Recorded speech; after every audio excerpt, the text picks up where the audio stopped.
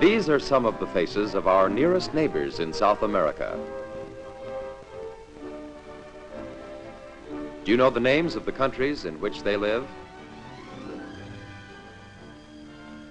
Our nearest South American neighbors live in the northern countries of South America. There are 5 northern countries. 2 are quite large, Colombia and Venezuela. 3 are small, the Guianas, British Guiana, Dutch Guiana, properly called Surinam, and French Guiana. These are the only countries in South America that are completely, or almost completely, north of the equator. They are in the torrid zone, the hottest zone in the world. Knowing this, you might expect the northern countries to be mostly a region of steaming tropical jungles and rainforests. You might be surprised to see mountain regions where the snow never melts. There are many such differences, or extremes, in these lands near the equator. There are extremes in cities, from the newest, most modern, to some of the oldest settlements in the New World. We'll also find great differences in the governments of the northern countries. The 3 Guianas are the only countries of South America that are not independent. They are possessions of foreign countries. In British Guiana, for instance, the people elect a legislative body which meets here in Georgetown. The people of British Guiana are subjects of the British Crown. In a similar way, Surinam, or Dutch Guiana, is a possession of the Netherlands, and French Guiana belongs to France. Quite different are the governments of Colombia and Venezuela. These 2 were among the first of the South American republics to win independence from Spain under the leadership of Simón Bolívar, the great hero of South America. Bolívar was born in this Spanish colonial house in Caracas, Venezuela, in 1783. In his home, young Bolívar learned about the revolution of the English colonies in North America. Bolívar vowed that he would try to liberate his country, the colony or viceroyalty of New Granada, from Spanish rule. For many years, Bolívar and other patriots fought and worked to overthrow Spanish rule. In 1819, during a difficult war for independence, Bolívar became the president of the new Republic of Gran Colombia. Out of this large region came the present-day countries of Colombia and Venezuela. So these 2 republics share a common history that is quite different from that of the Guianas. Within these 5 countries, we'll also find even greater differences in kinds of land forms and climate. These coastal areas, for instance, are low, hot, and humid. In such lowlands, we find people employed in growing sugar cane, a tropical product. This is a large sugar plantation in Colombia. From the sugar cane, sugar is extracted in large refineries.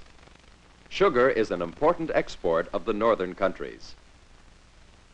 Rice is another lowland crop and a staple food. Another food is the large cooking banana. It is called plátano in Spanish. This is a banana plantation in Colombia, where the sweeter bananas that we know are grown for export. In Venezuela, certain parts of the wet lowlands produce cacao. The large pods growing on these trees contain cacao beans. Cacao beans are exported for the making of cocoa and chocolate. Cacao trees grow well in a rich, porous soil and a wet tropical climate. Within the wet tropics are vast forests that supply many other products. Rubber trees furnish latex, a source of natural rubber. Certain palm trees furnish nuts, a source of cooking oils, while other larger trees furnish woods, such as mahogany and Spanish cedar. So lumber is another product of the dense tropical rainforests which receive very heavy rainfall. Other areas, although generally low and tropical, get seasonal rainfall. These are known as the llanos and are vast plains or grasslands. On the wide llanos, the chief industry is cattle raising. These are the llaneros, the cowboys of the llanos. There are llaneros in both Colombia and Venezuela. They lead a rugged and lonely life on the plains. To find grass and water, the llaneros move their herds with the changing seasons.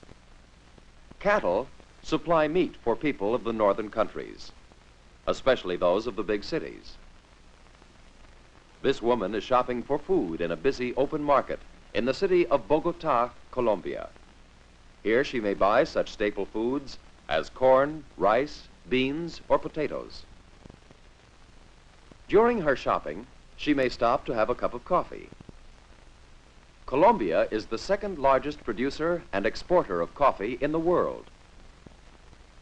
This is a coffee farm, or finca, on the slopes of the beautiful Cauca Valley in Colombia. Here, the owner of the coffee finca is supervising the harvest.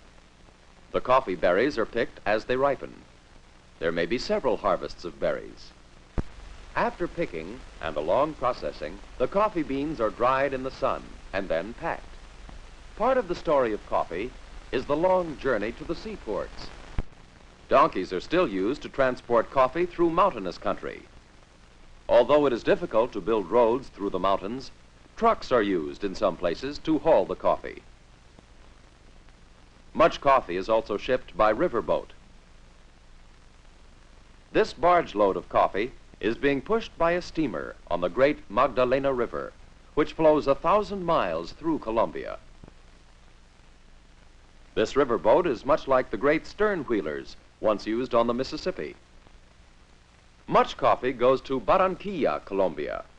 Located near the mouth of the Magdalena River, Barranquilla is both a river port and a seaport. Besides Barranquilla, other important ports are Buenaventura, Cartagena, Maracaibo, and Georgetown. From these cities, various products of the northern countries are exported, many of them to the United States. The most valuable raw material exported is petroleum. Colombia and Venezuela are the largest producers of oil in South America.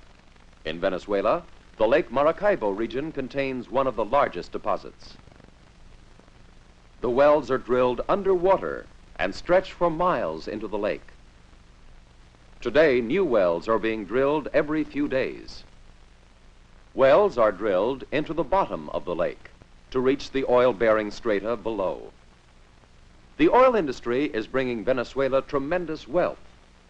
The Venezuelan government receives half the profit from oil concessions, which are owned by American, British, and Dutch companies. Both Venezuela and Colombia are using wealth from oil for public benefit, for new schools and hospitals, for new superhighways, some of them tremendous feats of engineering. Wealth from oil has also helped the development of various kinds of industry, including a fast-growing steel industry in both Colombia and Venezuela. The Paz del Rio steel mills of Colombia are in a region rich with iron ore, coal, and limestone, the three ingredients of steel making. This is the famous Cerro Bolivar, an entire mountain of iron ore in the Guyana highlands of Venezuela. Most of this iron ore is shipped by freighter to the United States. Here is another huge strip mine. This one is in Surinam, or Dutch Guyana, and the mineral is bauxite, from which aluminum is made. Most of this bauxite goes to the United States. Many of the airplanes so important for transportation in the northern countries are made in the United States of aluminum from Surinam. Air transportation for passengers and freight is one of the modern developments that is helping to overcome the rugged terrain of the northern countries. We saw some of that terrain, from the highlands and mountains to valleys and lowlands. In these places, we saw some of the valuable products of the northern countries and the people who help produce them. People who are our nearest neighbors in South America.